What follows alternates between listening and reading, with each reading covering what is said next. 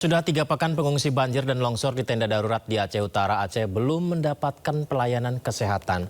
Ratusan pengungsi, terutama balita, anak-anak, terserang berbagai macam penyakit, mulai dari demam, batuk, dan diare.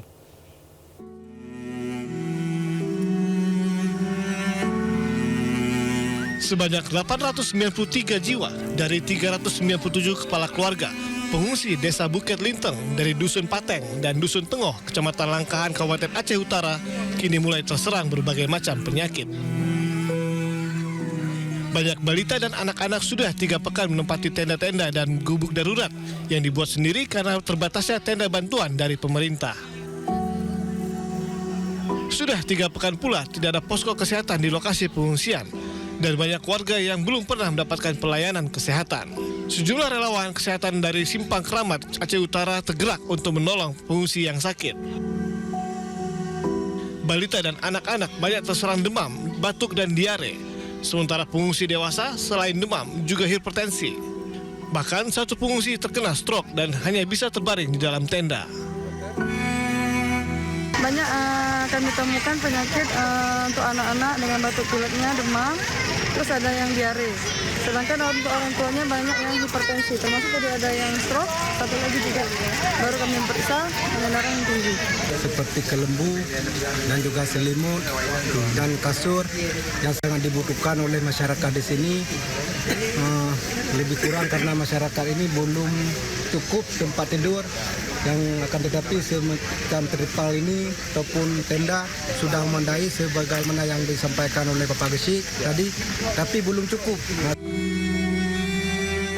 Para pengungsi berharap pemerintah segera turun tangan untuk mengatasi krisis kesehatan sebelum adanya korban jiwa. Dari Aceh Utara, Aceh, Armia Jamil, iNews melaporkan. Puluhan anak yang berada di pengungsian Desa Belang Kejeren, Kabupaten Gayo Lues, Aceh masih bersemangat untuk belajar meskipun hanya di lokasi pengungsian. Tapi tidak menyurutkan semangat anak-anak ini untuk belajar dan juga mengaji bersama.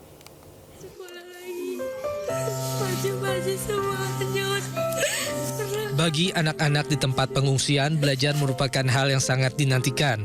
Belajar kelompok yang dulu kerap dilakukan di ruang sekolah kini menjadi hayalan dalam penantian panjang yang belum mendapat kepastian. Suasana membaca dan mengaji di lokasi pengungsi yang dipenuhi para korban seakan bukan penghalang bagi mereka untuk meneruskan pendidikan yang kini tertunda. Salah satu anak yang terancam tidak sekolah, Syakila, mengatakan rumah sekolah tempat dia belajar sudah hanyut. Harta benda, bahkan pakaian dan perlengkapan sekolah sudah tidak ada lagi. Tak banyak menjadi permintaannya, hanya butuh pemerintah membangunkan sekolah, memberi fasilitas untuk tempat mereka belajar dan baju serta perlengkapan sekolah lainnya. Karena rumah sekolah kami hanyut, kami tidak sekolah lagi. Baju-baju semua hanyut, perlengkapan sekolah hanyut. Ini apa permintaan adik kepada?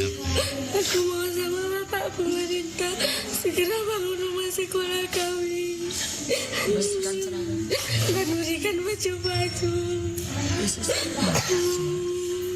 mahasiswa kami.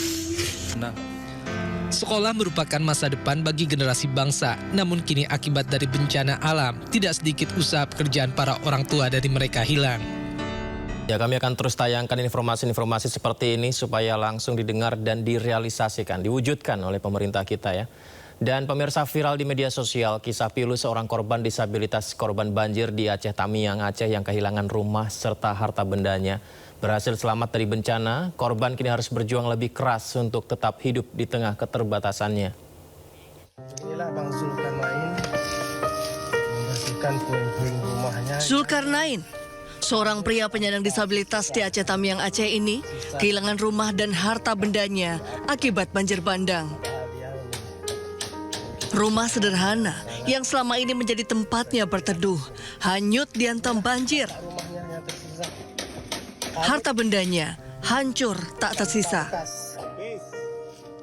Dalam video diceritakan bahwa Zulkarnain telah ditinggal ayahnya sejak kecil dan menjalani hidup tanpa sosok ayah selama 34 tahun lamanya. Kini di tengah bencana, mereka yang paling terbatas dipaksa berjuang lebih keras. Sekali lagi, semoga segera diberikan bantuan ya oleh pemerintah. Dan di tengah bangunan sekolah yang hancur diterjang banjir bandang longsor, sejumlah guru memindahkan inventaris dan dokumen penting sekolah hanya dengan seutas tali saja. Peristiwa ini terjadi di Kabupaten Pidijaya Aceh, pemirsa, dan terpaksa dilakukan akibat tidak ada jembatan di sana.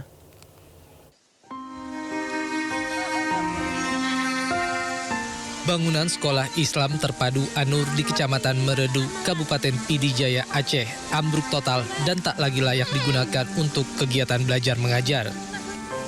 Dinding roboh, lantai hilang, dan ruang kelas lenyap ditelan bencana. Lokasi sekolah ini berubah menjadi aliran sungai baru dengan arus deras akibat dahsyatnya banjir bandang dan longsor.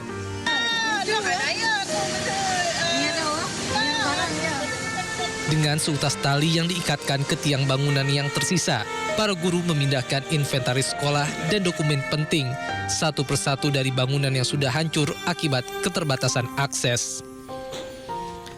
Tak ada alat berat, tak ada jembatan, hanya keberanian, kepedulian, dan rasa tanggung jawab demi menyelamatkan dokumen masa depan para siswa.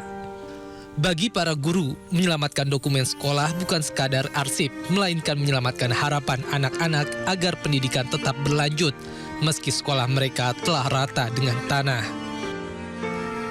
Di tengah amukan alam, dedikasi guru-guru ini menjadi pengingat bahwa pendidikan tak runtuh bersama bangunan, namun tetap berdiri di atas pengorbanan dan kepedulian.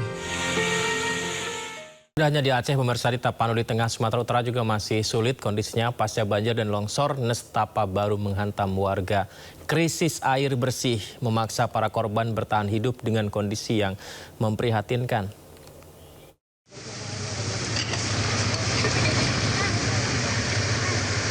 Di tengah puing-puing sisa bencana, warga Hutana Bolon, Tuka, Tapanuli Tengah kini dihadapkan pada kelangkaan air bersih yang ekstrim.